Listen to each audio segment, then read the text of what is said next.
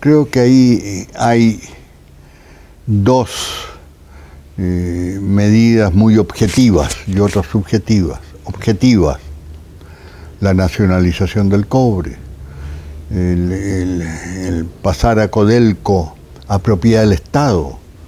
Eso, como creo que ya lo dije anteriormente, ha significado el mayor ingreso en dólares que ha tenido Chile en cualquier otra situación. Son más de 1.000 millones de dólares anuales en 10 años, 20 años, son 20.000 millones de dólares. Se han incrementado, evidentemente. Bueno, eso es un enriquecimiento del país gigantesco, pues. Y eso es lo que no se considera cuando se pide la nacionalización del cobre. Que la nacionalización del cobre implica que alguna transnacional se apodere de nuestro cobre. Desnacionalización.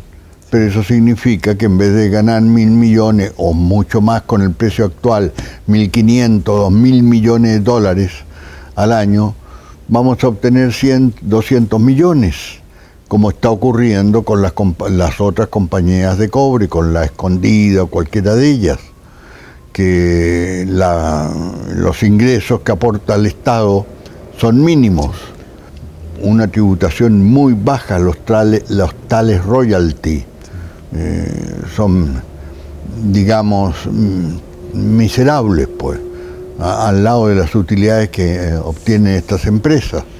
Entonces, esa es una ley que permite anualmente recordar a Salvador Allende como uno de los gobernantes que más miles de millones de dólares ha aportado a Chile.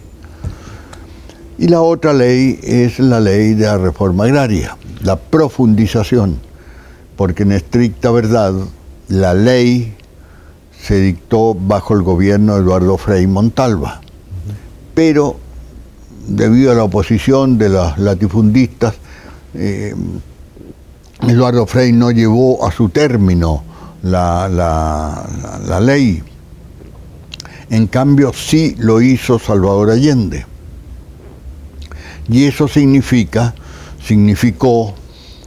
la destrucción definitiva del poder del latifundio, de los grandes latifundistas, de una clase social que en general, no solo para los sociólogos marxistas, sino para el conjunto de los sociólogos, es improductiva en el mundo.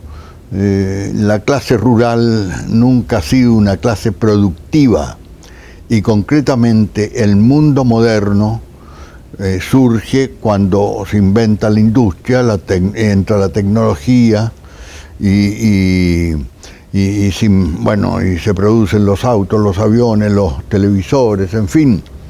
Eso no lo produce la clase rural, eso lo produce una nueva clase industrial, llamada también la clase burguesa industrial. Esos son dos grandes aportes hechos bajo el gobierno de Salvador Allende. Igualmente yo creo que son grandes aportes ya más de tipo subjetivo, el que el pueblo se sintió partícipe real del gobierno de Chile. Por eso uno de los gritos que existían en ese entonces era: este gobierno será un gobierno de mierda, pero es nuestro gobierno, Esa sensación de que también ellos gobernaban, ellos también decidían, es un problema subjetivo que solo se produjo bajo el gobierno de Allende. De manera de que además hay otra serie de detalles que no dejan de ser muy importantes. El medio litro de leche, el que los niños tuvieran acceso y derecho al medio litro de leche, y así muchos otros pequeños o grandes detalles. De manera de que creo de que el gobierno Allende hizo un aporte significativo al desarrollo y a la evolución política y social de Chile. pero sobre todo a nivel mundial. A nivel mundial transformó a Chile en un país conocido. Nadie antes sospechaba de dónde quedaba Chile, ni qué era Chile, ni... Yo algo he viajado, algo conozco el mundo.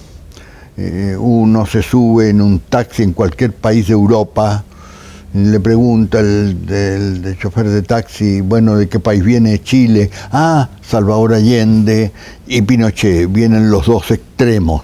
Allende y Pinochet, Allende. No hay hoy día una ciudad en el mundo, así me atrevo a asegurarlo, no hay una ciudad en el mundo, no hay un pueblo en el mundo que no tenga una calle, una avenida, una plaza, un monumento recordando a Salvador Allende. Es decir, Chile pasó a tener carta de ciudadanía a nivel mundial, a ser un país importante a nivel mundial, de manera de que creo que el aporte de Allende no es solo objetivo en el sentido que terminó con una clase dominante parasitaria y estéril, sino que además le produjo a Chile una gran figuración a título internacional. Después de todo, Salvador Allende se tuteaba, y a mí me tocó presenciarlo más de una vez, se tuteaba con el que él le decía Chino Alvarado, el presidente de Perú. Había una gran relación de amistad entre ellos. Alvarado, sí. Y Alvarado lo llamaba Chicho, ¿qué hubo Chicho? Salvador le contestaba, hola Chino, ¿qué está pasando? Bueno, ya. Igualmente tenía una relación nada menos muy educada y muy civilizada con el presidente de Argentina, con el militar Lanusse, que lo invitó y que le dio una gran jerarquía a su presencia de Allende en Argentina. Y igual ocurría con Bolivia, o sea, con todos los tres países limítrofes tenía una estupenda relación Salvador Allende. Además hizo el viaje a Colombia, a México y a las Naciones Unidas. Colombia, histórica y tradicionalmente está gobernada por presidentes de derecha. Yo no recuerdo cuál era el presidente de derecha que había en ese minuto, pero fue una recepción apoteósica. Bueno, Allende era muy buen orador, así que no disminuía ante los colombianos que también hablan muy bien el español. Después está México. En México logró un verdadero milagro. En México, el que era presidente de México en ese minuto, Echeverría, había sido ministro del Interior durante la terrible masacre de Tlatelolco, donde asesinaron oficialmente a cerca de 300 estudiantes, extraoficialmente hablan de 1000 estudiantes asesinados en la plaza de Tlatelolco para los grandes disturbios de mayo del 68 en París. Bueno, Salvador le dijo, mira a Echeverría, vamos a la universidad la universidad del norte, ahí ya me voy a acordar a cuál universidad, donde había una terrible crítica y oposición y condenación a Echeverría por este horrendo crimen cometido en esos años. La universidad ya me voy a acordar. Bueno, el hecho es de que Salvador dijo un estupendo discurso que terminó en grandes aplausos para él y Echeverría. Y por eso Echeverría se portó maravillosamente bien con nosotros, los exilados, 2 o 3 años después. Porque siempre recordaba, a mí me dio una audiencia de varias horas, Echeverría, siempre recordaba a Allende y siempre recordaba el discurso de Allende en la universidad esta. El asunto es de que de ahí viaja a las Naciones Unidas. En las Naciones Unidas habló a anfiteatro completo, estuve yo en las Naciones Unidas en ese entonces, habló a anfiteatro completo y en un discurso muy lindo que hizo, y fue ovacionado por un mundo de derechas y de izquierdas, pues, y de pie.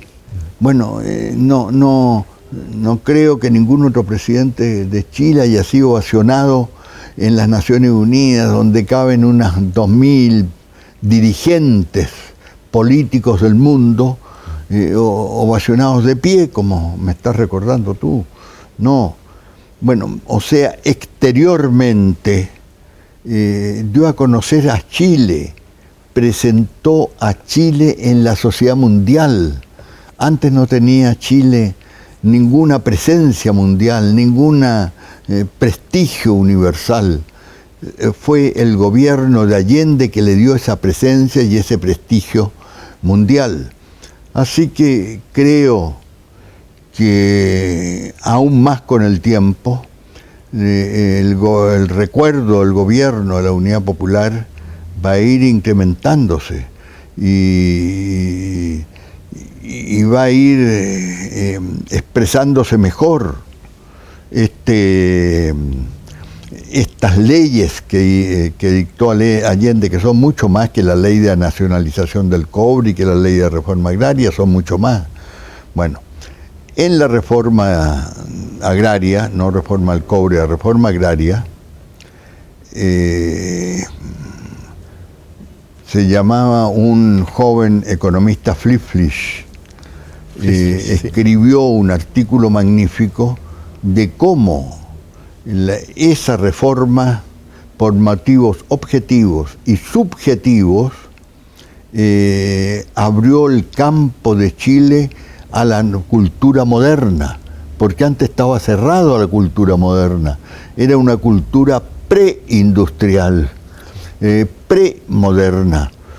Es Allende el que abre el campo de Chile a la modernidad y a la cultura moderna, y que por distintas razones permite de que hoy día hay una exportación gigantesca en distintos tipos de productos agrarios que no se habría producido así nomás en la época, llamémosla semifeudal, de los agricultores latifundistas.